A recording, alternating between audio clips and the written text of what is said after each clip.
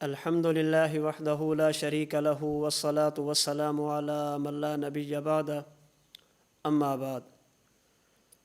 دنیا جہان کے اہل اسلام کا یہ عقیدہ اور نظریہ ہے کہ حضور نبی کریم صلی اللہ علیہ وسلم زمانہ اور مرتبہ دونوں لحاظ سے اللہ تعالیٰ کے آخری نبی ہیں۔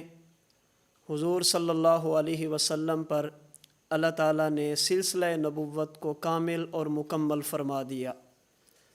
حضور صلی اللہ علیہ وسلم کے بعد کسی بھی قسم کی نئی نبوت کا دعویٰ کرنا یہ خود کو اہل ایمان کی صف سے نکالنے کے مترادف ہے۔ کل کے درس میں نے گزارش کی تھی کہ اس عقیدے کے حوالے سے 4 باتیں سمجھنے والی ہیں۔ نمبر 1، عقیدہ ختم نبوت کا مطلب اور مفہوم کیا ہے۔ نمبر 2، اسلام میں اس عقیدے کی اہمیت کیا ہے۔ نمبر 3، حضور صلی اللہ علیہ وسلم کے آخری نبی ہونے پر دلائل کیا ہیں۔ نمبر 4، منکرین ختم و نبوت کی طرف سے پھیلائے جانے والے شکوک و شبہات اور ان کے جوابات کیا ہیں۔ کل کے درس میں پہلی 2 باتوں پر گفتگو ہوئی تھی کہ عقیدہ ختم نبوت کا مطلب اور مفہوم کیا ہے، اور عقیدہ ختم نبوت کی اسلام میں اہمیت کیا ہے۔ اس چیز اور عقیدے کے حوالے سے تیسری چیز ہے کہ حضور صلی اللہ علیہ وسلم کے خاتم النبیین آخری نبی ہونے پر ہمارے پاس دلائل کیا ہیں۔ حضور صلی اللہ علیہ وسلم کے آخری نبی ہونے پر قرآن کریم کی کئی آیات موجود ہیں۔ حضور صلی اللہ علیہ وسلم کے مبارک فرامین موجود ہیں۔ صحابہ کرام رضی اللہ تعالی عنہم اجمعین کے آثار، اقوال اور ان کا طرز عمل موجود ہے۔ سیدنا ابو بکر صدیق رضی اللہ تعالی عنہ سے لے کر موجودہ دور کے ہمارے اکابرین تک یہ تمام حضرات اس بات پر متفق ہیں کہ حضور صلی اللہ علیہ وسلم بغیر کسی تعویل اور تخصیص کے خاتم النبیین ہیں۔ چند ایک دلائل سماعت فرمائیں۔ سب سے پہلے قرآن کریم کی آیات۔ قرآن کریم کی چند آیات پیش کرنے سے پہلے ایک بات عرض کر دوں کہ قرآن کریم کی 114 صورتوں میں سے ایک صورت یہ حضور صلی اللہ علیہ وسلم کی ختم نبوت کی دلیل ہے۔ قرآن کریم کا ایک پارہ حضور صلی اللہ علیہ وسلم کی ختم نبوت کی دلیل ہے۔ پھر اس پارے کا ایک رکوع کی ایک آیت کے الفاظ اور حروف، ان آیتوں کی زبریں، زیریں، پیشیں، حرکات اور سکون، یہ سب کے سب حضور صلی اللہ علیہ وسلم کی ختم نبوت کی دلیل ہیں۔ آپ کے ذہن میں سوال آ سکتا ہے کہ یہ تو ہم نے سنا تھا کہ قرآن کریم کی 100 آیات حضور کی ختم نبوت پہ دلالت کرتی ہیں، یہ آج نئی بات آئی کہ قرآن کریم کی 6000 سے زائد آیات یہ تمام کی تمام حضور کی ختم نبوت پہ دلیل کیسے ہیں؟ اس کا جواب یہ ہے کہ آج اگر ہمارے پاس قرآن کریم محفوظ ہے تو یہ حضور صلی اللہ علیہ وسلم کی ختم نبوت کی وجہ سے ہے۔ اللہ تعالیٰ نے حضور صلی اللہ علیہ وسلم سے پہلے جتنے بھی نبی بھیجے، اللہ تعالیٰ نے جتنے بھی رسول دنیا میں مبعوث فرمائے، اور ان انبیاء میں سے اللہ تعالیٰ نے جن انبیاء کو کتابیں یا صحیفے عطا فرمائے، آج کسی کتاب اور صحیفے کے بارے میں کوئی شخص تحدی اور چیلنج کے ساتھ یہ دعویٰ نہیں کر سکتا کہ یہ تورات وہی جو حضرت موسیٰ علیہ السلام کو دی گئی تھی، یہ زبور وہی جو حضرت داؤد علیہ السلام کو دی گئی تھی، یہ انجیل وہی جو حضرت عیسیٰ علیہ السلام کو دی گئی تھی، یہ صحیفے وہی ہے جو حضرت آدم، حضرت ابراہیم، حضرت ادریس علیہ السلام کو دیے گئے تھے۔ کسی آسمانی کتاب اور صحیفے کے بارے میں کوئی بندہ تحدی اور چیلنج کے ساتھ یہ دعویٰ نہیں کر سکتا کہ جو کتاب اللہ نے ان انبیاء پر نازل کی تھی یہ کتاب بعینہ ہی وہی ہے۔ لیکن اگر مسلمانوں سے پوچھا جائے تو مسلمان سینہ تان کر تحدی اور چیلنج کے ساتھ یہ بات کر سکتے ہیں کہ جو قرآن کریم اللہ تعالیٰ نے جبریل امین کو دیا، حضرت جبرائیل علیہ الصلاۃ والسلام نے 23 سال کے عرصے میں خاتم الانبیاء حضرت محمد مصطفیٰ صلی اللہ علیہ وسلم کے قلب اطہر پہ نازل کیا۔ حضور صلی اللہ علیہ وسلم کے بعد حضرت ابو بکر صدیق رضی اللہ تعالی عنہ کے دور میں جمع کیا گیا۔ حضرت امیر معاویہ اور دیگر صحابہ کرام رضی اللہ عنہ مجمعین نے جس کو لکھا، اور سیدنا عثمان بن عفان رضی اللہ تعالی عنہ نے جسے ایک لغت پہ اکٹھا کر کے دنیا میں عام فرمایا، یہ قرآن وہی ہے، اس میں ایک لفظ اور ایک حرف کی بھی تبدیلی نہیں کی گئی۔ یہ مشرق سے لے کر مغرب تک، شمال سے لے کر جنوب تک قرآن کریم اللہ کا وہ واحد کلام اور واحد کتاب ہے جس کے بارے میں تحدی اور چیلنج کے ساتھ اس کے محفوظ اور غیر محرف ہونے کا دعویٰ کیا جا سکتا ہے۔ اب سوال یہ ہے کہ پہلی آسمانی کتابیں محفوظ کیوں نہیں؟ اللہ کا قرآن محفوظ کیوں ہے؟ وہ صحیفے محفوظ کیوں نہیں؟ کتاب اللہ محفوظ کیوں ہے؟ اس کی کئی وجہ ہیں۔ ان میں سے ایک وجہ یہ ہے کہ چونکہ ان انبیاء کی نبوت کو دوام نہیں تھا، ان کی نبوت ایک مخصوص وقت تک کے لیے تھی۔ ان کی وفات کے بعد کتاب نے بدلنا تھا، ان کی وفات کے بعد صحیفے نے بدلنا تھا، ان کی وفات کے بعد شریعت نے بدلنا تھا، اس لیے ان کی حفاظت کی ضرورت نہیں تھی۔ حضور صلی اللہ علیہ وسلم چونکہ اللہ کے آخری نبی ہیں، آپ پر نبوت کے دروازے نے بند ہونا تھا، اس لیے قرآن کریم محفوظ ہے۔ تو آج اگر الحم سے لے کر والناس تک پورا قرآن کریم ہمارے پاس محفوظ اور موجود ہے تو اس کی صرف ایک وجہ ہے کہ حضور صلی اللہ علیہ وسلم چونکہ اللہ کے آخری نبی ہیں۔ تو چونکہ قرآن کریم کی حفاظت کی وجہ ختم نبوت ہے، تو جب ہم یہ کہیں گے یہ آیت وہی جو اللہ کے نبی پر اتری تھی، کیوں؟ اس لیے کہ حضور آخری نبی ہیں۔ یہ رکوع وہی جو حضور پر اترا تھا، کیوں؟ اس لیے کہ حضور اللہ کے آخری نبی ہیں۔ یہ سورت وہی جو اللہ کے نبی پر اتری تھی، کیوں؟ اس لیے کہ حضور صلی اللہ علیہ وسلم اللہ تعالیٰ کے آخری نبی ہیں۔ تو قرآن کریم کا ایک ایک حرف حضور صلی اللہ علیہ وسلم کی ختم نبوت کی دلیل ہے۔ اس وضاحت کے بعد چند ایک آیات سماعت فرمائیں جن سے حضور صلی اللہ علیہ وسلم کی ختم نبوت کسی سے بطور عبارت النص کے ثابت ہوتی ہے، کسی سے بطور اشارت النص کے، کسی سے بطور دلالت النص کے، اور کسی سے بطور اقتضاء النص کے۔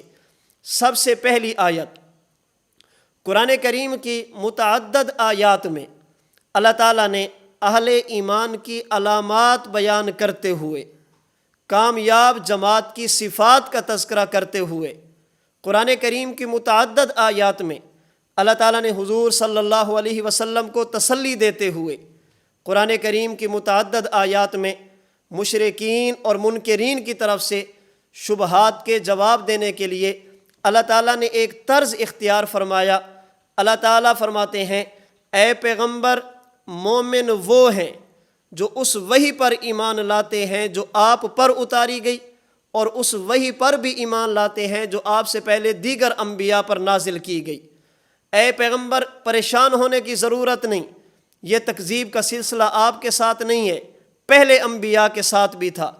اے پیغمبر، اگر آپ پر یہ اشکال ہے تو یہ اشکال صرف آپ پر نہیں ہے، یہ اشکال تو پہلے انبیاء پر بھی تھا۔ تو قرآن کریم کی متعدد آیات میں اللہ تعالیٰ نے مومنین کی صفات کا تذکرہ کرتے ہوئے، حضور صلی اللہ علیہ وسلم کو تسلی دیتے ہوئے، ہونے والے شبہات کے جواب دیتے ہوئے فرمایا کہ اے پیغمبر، یہ معاملہ آپ کے ساتھ نہیں، آپ سے پہلے انبیاء کے ساتھ بھی ہے۔ مثال کے طور پر سورۃ البقرہ کی آیت نمبر 4 میں اللہ تعالیٰ نے ایمان والوں کی صفات کا تذکرہ کرتے ہوئے، فلاح اور ہدایت یافتہ گروہ کی علامات کا تذکرہ کرتے ہوئے فرمایا، الذین یؤمنون بما انزل الیک وما انزل من قبلک۔ اے میرے پیغمبر، کامیاب جماعت وہ ہے جو اس وحی پر بھی ایمان لاتے ہیں جو آپ کی طرف نازل کی گئی، اور اس وحی کو بھی مانتے ہیں جو آپ سے پہلے دیگر انبیاء کرام علیہم الصلاۃ والسلام پہ نازل کی گئی۔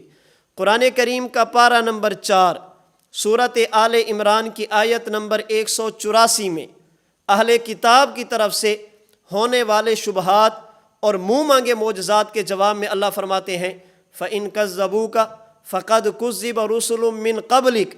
اے پیغمبر، اگر یہ آپ کی تکذیب کر رہے ہیں تو انہوں نے پہلے انبیاء کو بھی جھٹلایا ہے۔ اللہ نے اس آیت کریمہ میں حضور کو تسلی دیتے ہوئے پہلے انبیاء کا تذکرہ فرمایا۔ قرآن کریم کا 5واں پارہ سورہ نساء کی آیت نمبر 136 میں اللہ تعالیٰ فرماتے یا ایھا الذین آمنوا آمنوا باللہ، ایمان کا دعویٰ کرنے والو اللہ کو مانو، ورسولہ، ایمان کا دعویٰ کرنے والو اللہ کے رسول کو مانو، والکتاب الذی نزل علی رسولہ، ایمان کا دعویٰ کرنے والو اللہ کی اس کتاب کو مانو جو اللہ نے تدریجاً تھوڑی تھوڑی کر کے اپنے رسول پر نازل کی، والکتاب الذی انزل من قبل، اے ایمان کا دعویٰ کرنے والو ان آسمانی کتابوں پر بھی ایمان لے آؤ جو اللہ نے اس وقت کے نبی پر ایک ہی بار نازل کر دی۔ اس آیت کریمہ میں بھی اللہ تعالیٰ نے ایمان کا دعویٰ کرنے والوں کو جہاں کتاب اللہ کے ماننے کا حکم دیا وہاں پہلی آسمانی کتابوں کو بھی ماننے کا حکم دیا۔ قرآن کریم کا 7واں پارہ اس کی آیت سورۃ الانعام کی آیت نمبر 10 میں اللہ تعالیٰ فرماتے ہیں وَلَقَدِ اسْتُهْزِئَ بِرُسُلٍ مِّن قَبْلِكَ وَلَقَدِ اسْتُهْزِئَ بِرُسُلٍ مِّن قَبْلِكَ، اے میرے پیغمبر اگر یہ آپ کا مذاق اڑاتے ہیں تو پہلے انبیاء کا بھی مذاق اڑایا گیا، اگر یہ آپ کے ساتھ استہزاء کرتے ہیں تو پہلے انبیاء کے ساتھ بھی استہزاء کیا گیا۔ قرآن کریم کا 18واں پارہ 18ویں پارے کی آخری آیت سورۃ فرقان کی آیت نمبر 20 میں اللہ تعالیٰ نے منکرین نبوت کے اس سوال کا جواب دیا کہ یہ کیسا نبی ہے، بازاروں میں یوں چلتا ہے جیسے ہم چلتے ہیں، تجارت بھی کرتا ہے جیسے ہم کرتے ہیں، اگر یہ نبی ہوتا تو کھانا نہ کھاتا، اگر یہ نبی ہوتا تو بازاروں میں نہ چلتا، اگر یہ نبی ہوتا تو یہ اس کے ساتھ بشری تقاضے نہ ہوتے۔ اللہ نے فرمایا وما ارسلنا من قبلک من المرسلین، اے پیغمبر ہم نے آپ سے پہلے جتنے بھی نبی بھیجے الا انہم لیاکلون الطعام، وہ سارے کے سارے کھانا بھی کھاتے تھے، ویمشون فی الاسواق، بازاروں میں بھی چلتے تھے، خرید و فروخت بھی کرتے تھے۔ یہ کوئی نیا سلسلہ نہیں ہے، یہ کام تو تمام انبیاء کرام علیہم الصلاۃ والسلام کیا کرتے تھے۔ قرآن کریم کے 25واں پارہ سورۃ الشورى کی آیت نمبر 3 میں فرمایا کذالک یوحی الیک وإلی الذین من قبلک، اے پیغمبر جس طرح اللہ نے آپ کی طرف وحی فرمائی اسی طرح اللہ نے آپ سے پہلے دیگر انبیاء کرام علیہم الصلاۃ والسلام کی طرف بھی وحی کی ہے۔ یہ میں نے بطور مثال کے چند ایک آیات پیش کی ہیں۔ ایمان والے کون؟ جو حضور پر آنے والی وحی کو مانے، پہلے انبیاء پر اترنے والی وحی کو مانے۔ کامیاب جماعت کون؟ جو قرآن کریم کو مانے، پہلی آسمانی کتابوں کو مانے۔ دعوی ایمان میں سچا کون؟ جو قرآن کریم پر ایمان لے، پہلی آسمانی کتابوں پر ایمان لے۔ یہ تکذیب کا سلسلہ آپ کے ساتھ نہیں، پہلوں کے ساتھ بھی تھا۔ استہزاء صرف آپ کے ساتھ نہیں، پہلوں کے ساتھ بھی تھا۔ بازاروں میں چلنا، خرید و فروخت کرنا، کھانا اور پینا، یہ صرف آپ کے لیے نہیں، پہلے انبیاء بھی کرتے تھے۔ وحی کا سلسلہ کوئی نیا نہیں ہے، اللہ نے پہلے انبیاء کرام علیہم الصلاۃ والسلام کی طرف بھی وحی فرمائی۔ ان چند آیات میں اللہ تعالیٰ نے حضور پر آنے والی وحی کا تذکرہ کیا، حضور پر آنے والی کتاب کے نزول کا تذکرہ کیا، اور من قبلک کہہ کر حضور سے پہلے دیگر انبیاء کرام علیہم الصلاۃ والسلام کا تذکرہ کیا۔ لیکن قرآن کریم کی کسی ایک آیت میں بھی اللہ نے یہ نہیں فرمایا ایمان والے وہ جو آپ پر بھی ایمان لے آئیں، آپ سے پہلے نبیوں پر بھی ایمان لے آئیں، اور جو آپ کے بعد نبی آئیں گے ان پر بھی ایمان لے آئیں۔ اے میرے پیغمبر، ایمان والے وہ ہیں جو اس کتاب پر بھی ایمان لے آئیں جو آپ پر اتاری گئی، ان کتابوں پر بھی ایمان لے آئیں جو آپ سے پہلے اتاری گئی، اور اس کتابوں پر بھی ایمان لے آئیں جو آپ کے بعد اتاری جائیں گی۔ اس وحی کو بھی مانے جو آپ پر کی گئی، اس وحی کو بھی مانے جو آپ سے پہلے انبیاء پر کی گئی، اور اس وحی پر بھی ایمان لے آئیں جو آپ کے بعد انبیاء کی طرف کی جائے گی۔ قرآن کریم کی متعدد آیات میں من قبلک کہنا اس بات کی دلیل ہے کہ حضور سے پہلے انبیاء گزرے ہیں، اور قرآن کریم کی کسی ایک آیت میں بھی من بعدک نہ کہنا اس بات کی دلیل ہے کہ حضور صلی اللہ علیہ وسلم کے بعد کسی قسم کا کوئی نیا نبی نہیں۔ اللہ نے بغیر تعویل اور تخصیص کے حضور صلی اللہ علیہ وسلم کو خاتم النبیین بنایا ہے۔ بلکہ اگر قرآن کریم کو ایک اور زاویے سے دیکھا جائے، آیات قرآنیہ کو ایک اور طرز سے دیکھا جائے، قرآن کریم کی آیات ہمیں بتاتی ہیں کہ دیگر انبیاء کرام علیہم الصلاۃ والسلام کی کتب میں اور صحیفوں میں جہاں پہلے انبیاء کا تذکرہ تھا، امت کے لیے احکام کا تذکرہ تھا، وہاں ان کتب میں حضور صلی اللہ علیہ وسلم کی علامات، اللہ کے نبی کے حالات، اللہ کے نبی کی صفات، اللہ کے نبی کی خصوصیات ان آسمانی کتابوں میں موجود تھی۔ اس لیے قرآن کریم کے پارہ نمبر 9 سورۃ الاعراف کی آیت نمبر 157 میں اللہ فرماتے ہیں، ایمان والے وہ ہیں جو اس نبی کو مانتے ہیں، یجدونہ مکتوبا عندہم فی التوراۃ والانجیل، جن کا نام نامی اسم گرامی، جن کا تذکرہ خیر پہلی کتاب تورات میں بھی تھا، پہلی کتاب انجیل میں بھی تھا۔ یہودی ہزار مخالفتوں کے باوجود، عیسائی ہزار شبہات کے باوجود کبھی یہ نہ کہہ سکے کہ یہ قرآن اللہ کا کلام نہیں۔ کیوں؟ اس لیے کہ قرآن کہتا ہے ہماری کتاب میں حضور کا تذکرہ، حالانکہ نہیں ہے، ہماری کتاب میں حضور کی صفات، حالانکہ نہیں ہے۔ ہزار مخالفت کے باوجود ان کا یہ نہ کہنا اور اس پیشین گوئی کا رد نہ کرنا اس بات کی دلیل ہے کہ پہلی آسمانی کتابوں میں بھی حضور صلی اللہ علیہ وسلم کا تذکرہ خیر، آپ کے حالات اور آپ کی صفات کا تذکرہ بالکل موجود تھا۔ تو ان آسمانی کتابوں میں حضور کا تذکرہ تھا، اللہ کے نبی کی صفات کا تذکرہ تھا، اللہ کے نبی صلی اللہ علیہ وسلم کی علامات کا تذکرہ تھا، بلکہ بقول ترجمان القرآن مفسر قرآن سیدنا عبداللہ بن عباس رضی اللہ تعالی عنہما کے آپ فرماتے ما بعث اللہ نبیا من الانبیاء، اللہ نے حضور سے پہلے جتنے بھی نبی بھیجے الا اخذ علیہ المیثاق، اللہ نے تمام سے یہ وعدہ لیا، ہر نبی سے یہ عہد لیا، لئن بعث محمدا وہو حی، اگر تم دنیا میں ہو اور تمہارے ہوتے ہوئے میرا نبی حضرت محمد صلی اللہ علیہ وسلم آ جائے، لَيُؤْمِنُنَّ بِهِ وَلَيَنْصُرُنَّ، تم نے حضور کا کلمہ بھی پڑھنا ہے، آپ کی مدد بھی کرنی ہے۔ تو ہر نبی کے دور میں حضور کا تذکرہ ہے، لیکن حضور صلی اللہ علیہ وسلم پر آنے والی وحی میں بعد والے نبی کا تذکرہ نہیں ہے۔ اس سے ثابت یہ ہوا من قبلک نے بتایا حضور سے پہلے نبی ہیں، اور من بعدک نہ فرمانا اس بات کی دلیل ہے کہ حضور صلی اللہ علیہ وسلم کے بعد کسی قسم کے نئے نبی کی کوئی ضرورت نہیں ہے۔ وگرنہ اللہ کسی ایک آیت میں تو فرماتے، بلکہ اگر غور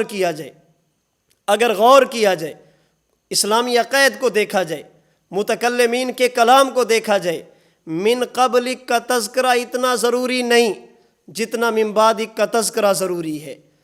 پہلے انبیاء کی نبوت کا تذکرہ اتنا ضروری نہیں تھا جتنا بعد والوں کا تذکرہ ضروری تھا۔ یہی وجہ ہے مسند احمد کی روایت کے مطابق اللہ کے نبیوں کی تعداد ایک روایت کے مطابق 1,24,000 ہے، لیکن قرآن کریم میں جن انبیاء کا تذکرہ آیا، جن انبیاء کے نام ہے، ان کی تعداد صرف 25 ہے، ان کی تعداد صرف 25 ہے۔ اللہ نے تمام انبیاء کا تذکرہ نہیں کیا اور فرمایا میرے پیغمبر منہم من قصصنا علیک ومنہم من لم نقصص علیک، بعض انبیاء کے حالات ہم نے آپ کو بتا دیے اور بعض کے ہم نے آپ کو بھی نہیں بتائے۔ اس سے ثابت یہ ہوا کہ پہلے انبیاء کا تذکرہ اتنا ضروری نہیں جتنا بعد والوں کا تذکرہ ضروری ہے۔ وجہ یہ ہے گزشتہ انبیاء پر تفصیلی ایمان نہیں ہوتا، ایمان اجمالی کافی ہوتا ہے۔ سچے نبی تھے، اللہ کے برگزیدہ تھے، امت کے سب سے بڑے عالم تھے، اپنے دور میں ان کی لی ہوئی شریعت نجات کا مدار تھی، اتنا ایمان اجمالی کافی ہوتا ہے۔ لیکن جو بعد میں نبی ہے اس پر ایمان تفصیلی ضروری ہوتا ہے۔ جب تک تفصیلی ایمان نہ لایا جائے انسان مومن کہلانے کا حقدار نہیں ہوتا۔ تو اتنا ضروری پہلے انبیاء کا تذکرہ نہیں تھا جتنا ضروری حضور کے بعد والے نبیوں کا تذکرہ تھا۔ تو قرآن کریم نے اسے بالکل نظر انداز کیا، پہلوں کا تذکرہ کیا، بعد والوں کا تذکرہ نہیں کیا، جس سے بالکل واضح ہوتا ہے کہ حضور صلی اللہ علیہ وسلم اللہ کے آخری نبی ہیں، آپ خاتم النبیین ہیں، آپ کے بعد نبوت نہیں، آپ کے بعد قیامت ہے۔ اور اگر حضور صلی اللہ علیہ وسلم کی مبارک سیرت کو دیکھا جائے، آپ کے مبارک فرامین کو دیکھا جائے، تو ہمیں ایک بات نظر آتی ہے کہ حضور صلی اللہ علیہ وسلم اپنی امت کے ساتھ انتہائی مہربان تھے۔ حضور کو اپنی امت سے انتہا پیار تھا، جسے قرآن کریم کی سورۃ توبہ کی آخری آیتوں میں کہا گیا حریص علیکم بالمؤمنین رؤوف الرحیم، میرا پیغمبر تمہارے بارے میں حریص بھی ہے اور ایمان والوں پر مہربان بھی ہے، ایمان والوں پر مشفق بھی ہے، ایمان والوں کے ساتھ پیار اور محبت بھی کرتا ہے۔ اسی شفقت کا نتیجہ تھا اللہ کے محبوب پیغمبر صلی اللہ علیہ وسلم نے اپنے بعد اپنی امت کو وہ چیزیں بتائی جو امت کے لیے مفید تھی، اپنی امت کو وہ چیزیں بتائی جو امت کے لیے نقصان دہ تھی، تاکہ امت خیر کی چیزوں کو حاصل کرے، شر کی چیزوں سے بچے۔ جو فائدہ دینے والی ہیں ان کو اپنائیں، جو نقصان دینے والی ہیں ان سے احتراز فرمائیں۔ اسی وجہ سے حضور صلی اللہ علیہ وسلم نے اپنے بعد اپنی امت کو حکم دیا خلفائے راشدین کی سنتوں کو لازم پکڑنا۔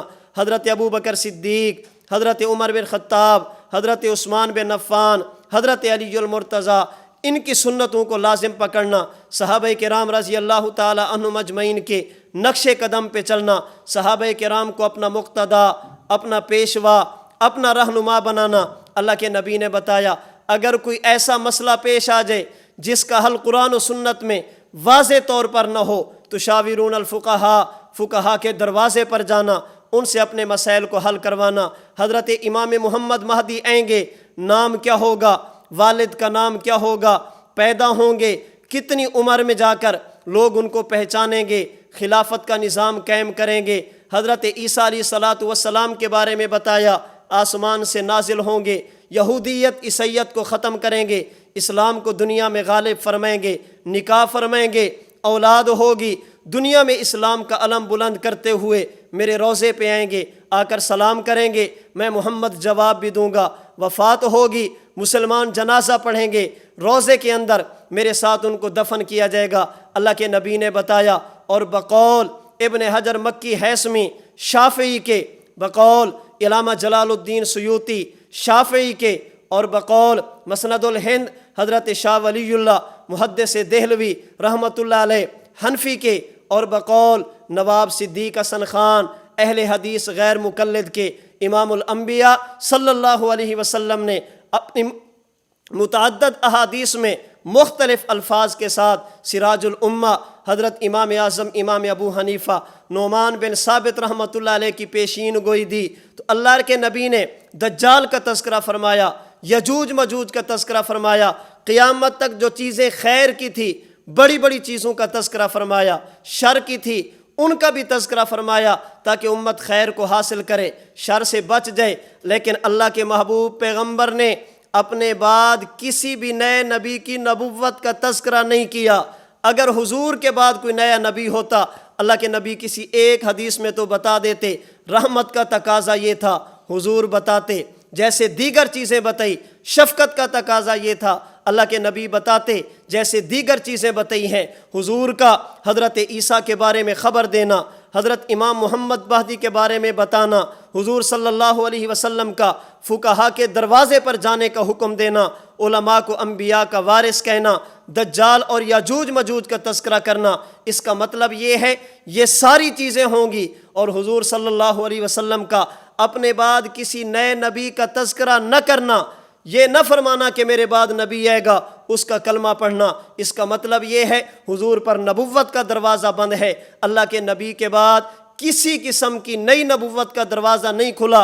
حضور صلی اللہ علیہ وسلم بغیر کسی تعویل اور تخصیص کے اللہ کے آخری نبی ہیں۔ اور اگر بات اتنی ہوتی تو بالکل کلیئر تھی، بات بالکل واضح تھی۔ حضور اگر تذکرہ نہ فرماتے تو ثابت تھا کہ حضور اللہ کے آخری نبی۔ لیکن اگر احادیث پاک کو دیکھا جائے تو اللہ کے نبی یہ فرماتے ہیں کہ میرے بعد لوگ آئیں گے جو خود کو نبی سمجھیں گے، ہوں گے دجال۔ میرے بعد نبی آئیں گے خود کو نبی سمجھیں گے، ہوں گے کذاب۔ اگر حضور دجال اور کذاب نہ فرماتے تب بھی حضور کی ختم نبوت ثابت تھی۔ لیکن اللہ کے محبوب پیغمبر صلی اللہ علیہ وسلم نے ان انبیاء کے بعد اپنی نبوت کا تذکرہ فرمایا، اور اپنے بعد نئی نبوت کے دعویٰ کرنے والے کو حضور نے دجال اور کذاب فرمایا۔ تو یہ قرآن کریم کی متعدد آیات کا مضمون ہے، جس میں اللہ نے من قبلک فرمایا، من بعدک نہیں فرمایا، جن سے ثابت ہوتا ہے کہ حضور سے پہلے نبی ہیں، اللہ کے نبی کے بعد نبی نہیں ہے، پہلے شریعتیں ہیں، حضور صلی اللہ علیہ وسلم کے بعد کسی قسم کی نئی شریعت نہیں ہے، اب قیامت کی صبح تک حضور کی شریعت نہیں رہنا ہے۔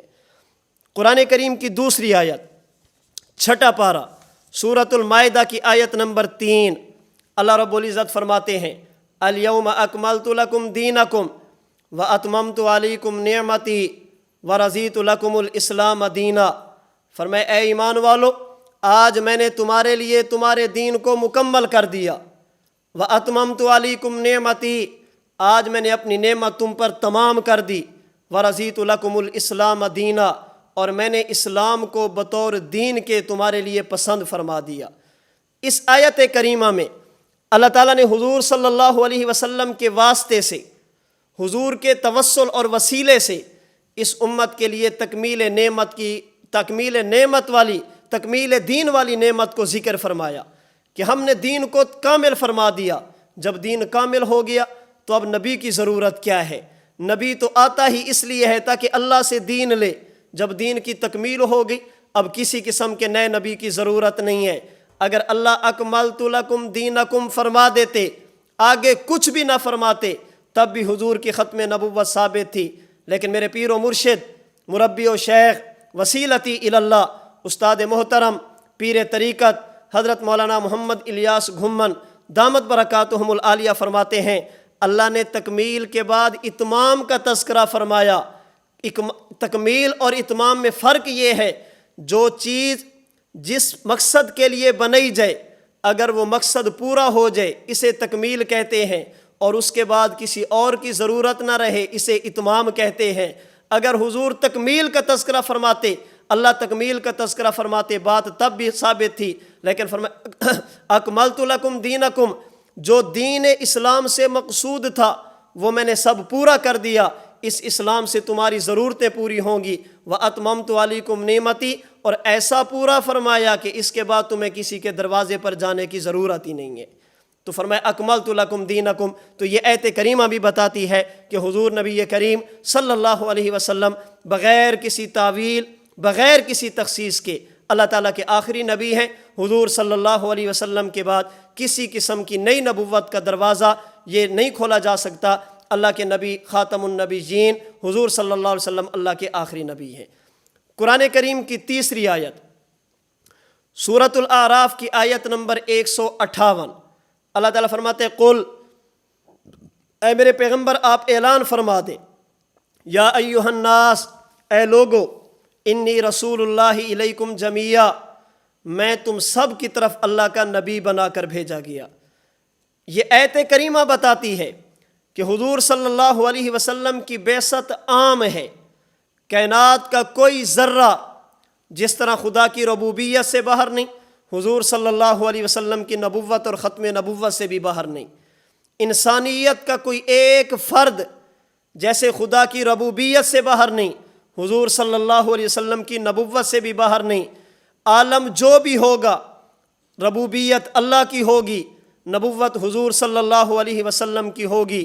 زمین سے لے کر آسمان تک، تحت الثری سے لے کر سدرۃ المنتہا تک، فرش زمین سے لے کر عرش بری تک، مشرق سے لے کر مغرب تک، شمال سے لے کر جنوب تک، جس طرح اس ساری کائنات کے خدا اللہ ہیں، ساری کائنات کے نبی مصطفیٰ ہیں۔ اللہ تعالیٰ نے جس طرح ربوبیت کے لیے اپنی ذات کو منتخب فرمایا، خدا کے بعد کوئی رب نہیں، رسالت اور نبوت کے لیے حضور کو منتخب فرمایا، حضور کے بعد نبی اور رسول بھی نہیں ہے۔ یا ایھا الناس انی رسول اللہ الیکم جمیعا، کائنات کا کوئی ذرہ بھی ایسا نہیں جو اللہ کی ربوبیت سے باہر ہو، اسی طرح کائنات کا کوئی ایک ذرہ بھی ایسا نہیں جو حضور صلی اللہ علیہ وسلم کی نبوت سے باہر ہو، حضور صلی اللہ علیہ وسلم کی ختم نبوت سے باہر ہو۔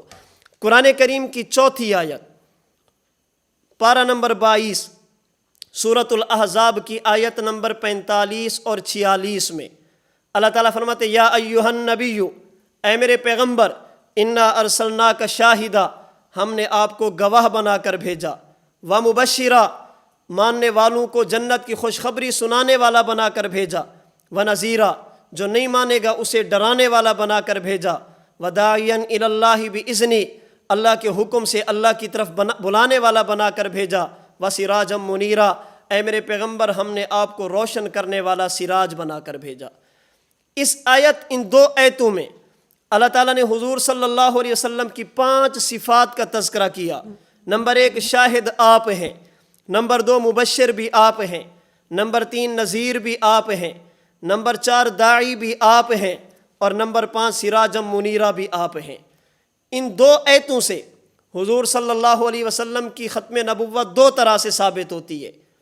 پہلی وجہ، پہلا استدلال، اللہ تعالیٰ نے اس آیت کریمہ میں حضور صلی اللہ علیہ وسلم کی 5 صفات کو ذکر فرمایا۔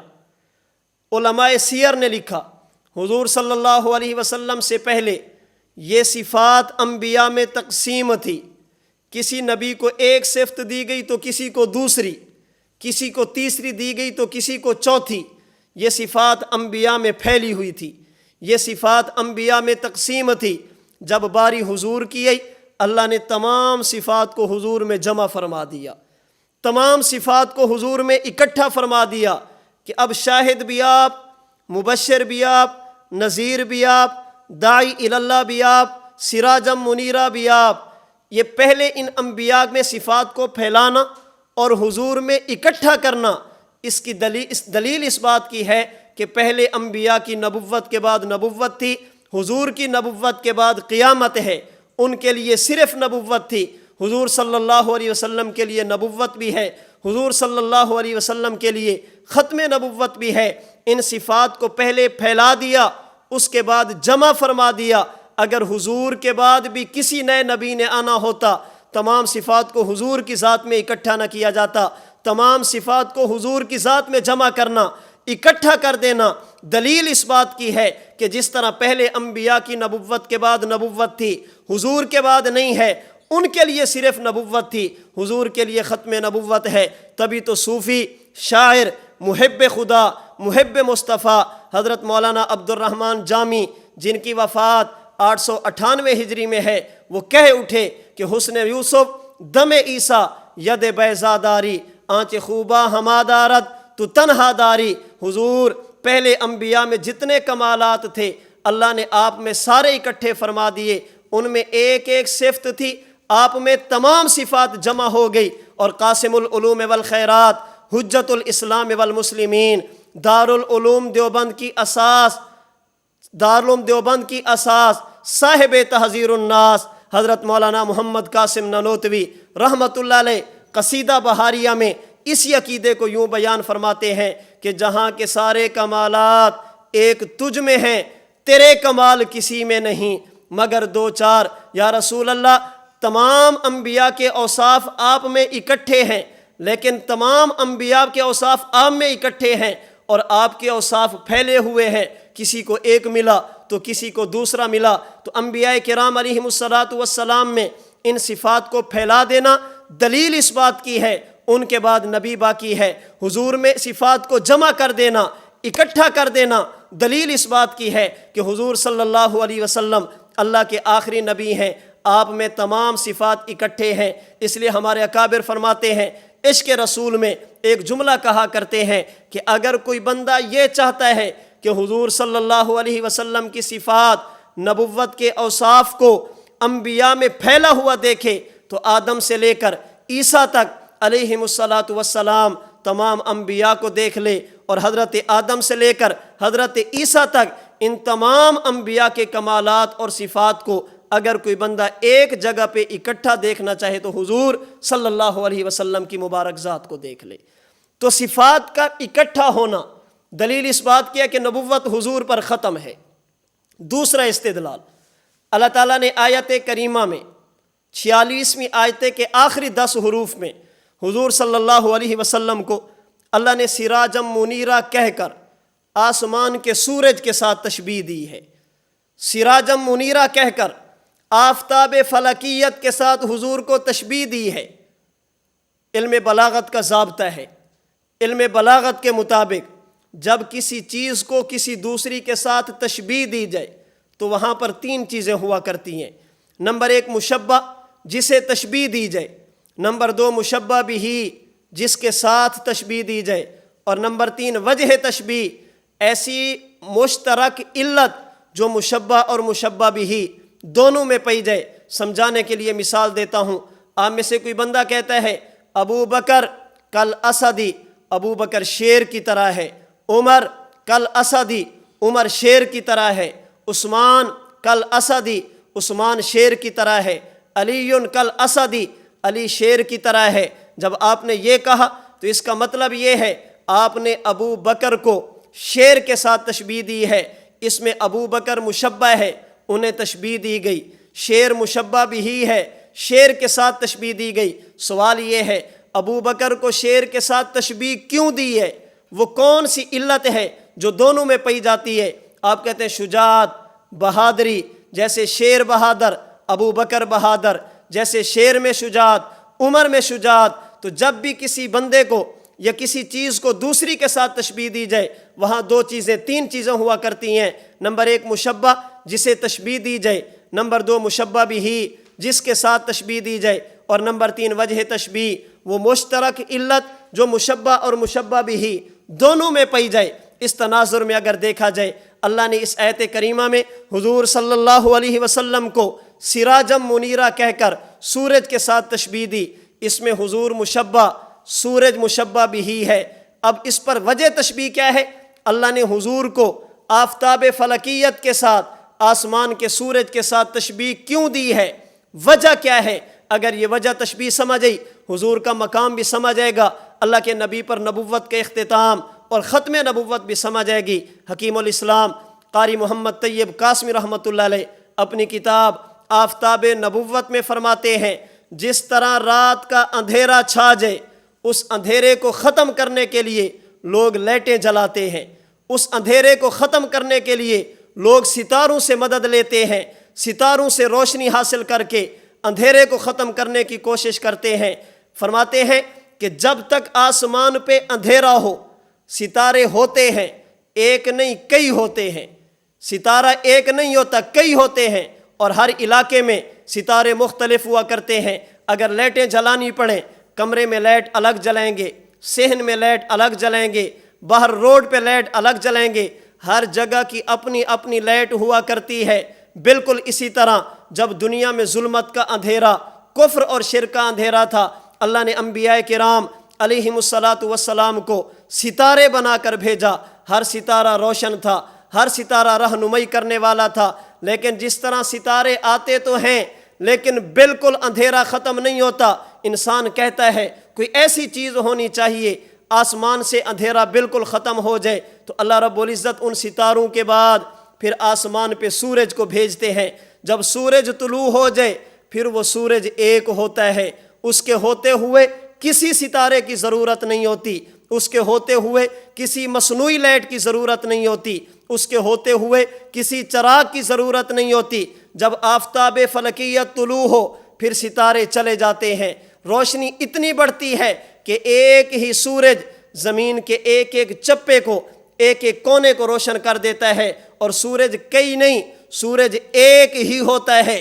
وہی پاکستان کا سورج، وہی ہندوستان کا سورج، وہی عجم کا سورج، وہی عرب کا سورج، وہی پاکستان کا سورج، وہی یورپی ممالک کا سورج، سورج ایک ہوتا ہے۔ ہاں یہ تو ہو سکتا ہے کسی جگہ پر روشنی پہلے پڑتی ہے تو کسی جگہ پر بعد میں، کسی جگہ پر روشنی کم پڑتی ہے تو کسی جگہ پر زیادہ، لیکن سورج ایک ہوتا ہے۔ سورج کے آنے کے بعد کسی قسم کی لائٹ کی ضرورت نہیں رہتی، ستارے چلے جاتے ہیں۔ فرماتے ہیں اللہ نے حضور کو آفتاب فلکیت کے ساتھ، آسمان کے سورج کے ساتھ تشبیہ دے کر بتا دیا کہ وہ نبی ستارے تھے، حضور سورج ہیں، وہ نبی ستارے تھے، حضور آفتاب ہیں۔ جیسے آسمان کے سورج پر اللہ نے روشنی کے مراتب کی انتہا کر دی، حضور صلی اللہ علیہ وسلم پر نبوت کے مراتب کی انتہا کر دی۔ جیسے آسمان کے سورج پر ضیاء کی انتہا ہے، حضور صلی اللہ علیہ وسلم پر نبوت کی صفات کی انتہا ہے۔ اور جب کسی چیز کی کسی پر انتہا ہو جائے پھر اس کے بعد کسی کی ضرورت نہیں رہتی۔ آسمان کا سورج نکلے تو ستاروں کی ضرورت ختم ہے، حضور کی نبوت کا سورج طلوع ہوا تو انبیاء کی ضرورت ختم ہے۔ میں ایک بات عرض کرتا ہوں، آسمان پہ سورج نکلے دن کو 12 بجے، ایک بندہ اگر موبائل کی لائٹ جلا کر روڈ پہ پھر رہا ہو، لوگ کہیں گے بھائی عقل کے اندھے، عقل سے کام لے۔ جب سورج نکلے پھر موبائل کی لائٹوں کی ضرورت نہیں رہتی۔ سورج کے ہوتے ہوئے اگر کوئی موبائل کی لائٹ دن کے 12 بجے چلے اسے عقل کا اندھا کہا جاتا ہے، احمق اور بے وقوف کہا جاتا ہے۔ حضور کی نبوت کا سورج طلوع ہوا، آپ کے بعد اگر کوئی بندہ کسی کو نبی مانے، کسی مصنوعی لائٹ سے قائم لے، اور لائٹ بھی ایسی جو پوری نہیں ہے، جس کی آنکھ بھی ایک ہے، اس لائٹ کے پیچھے چلے، اسے اندھا بھی کہیں گے، احمق بھی کہیں گے، بے وقوف بھی کہیں گے، غبی بھی کہیں گے، بے ایمان بھی کہیں گے۔ حضور صلی اللہ علیہ وسلم کو اس آیت کریمہ میں سراجم منیرہ کہہ کر خدا نے بتا دیا، اس سورج پر روشنی کے مراتب ختم، اس کے بعد ستاروں کی ضرورت نہیں۔ حضور صلی اللہ علیہ وسلم پر نبوت کے مراتب کی انتہا ہے۔ حضور صلی اللہ علیہ وسلم کے بعد انبیاء کی بھی ضرورت نہیں ہے، حضور صلی اللہ علیہ وسلم کے بعد نبی کی بھی ضرورت نہیں ہے۔ آسمان پہ سورج نکل آئے، دن 12 بجے کوئی موبائل کی لائٹ جلا کر روڈ پہ پھرتا رہے، اسے بھی بے وقوف کہیں گے۔ حضور کے بعد کسی نئے نبی کو نبی مان کر پھرتا رہے، اسے بھی احمق کہا جائے گا، عقل کا اندھا کہا جائے گا، یک چشم گل کہا جائے گا۔ بے وقوف اور غبی تو کہا جا سکتا ہے، مومن اور مسلمان نہیں کہا جا سکتا۔ تو میں نے یہ چند آیات حضور صلی اللہ علیہ وسلم کی ختم نبوت پر پیش کی ہیں، جن سے ثابت یہ ہوتا ہے کہ اللہ نے نبوت کی حضور صلی اللہ علیہ وسلم پر انتہا فرما دی، اللہ نے حضور صلی اللہ علیہ وسلم پر نبوت کو کامل اور مکمل فرما دیا۔ اللہ تعالی ہم سب کو حضور صلی اللہ علیہ وسلم کو خاتم النبیین ماننے کی توفیق عطا فرمائے۔ اللہ تعالی ختم نبوت کے صدقے ہمیں دنیا اور آخرت کی پریشانیوں سے ہمیشہ کے لیے محفوظ فرمائے۔ وآخر دعوانا ان الحمد للہ رب العالمین۔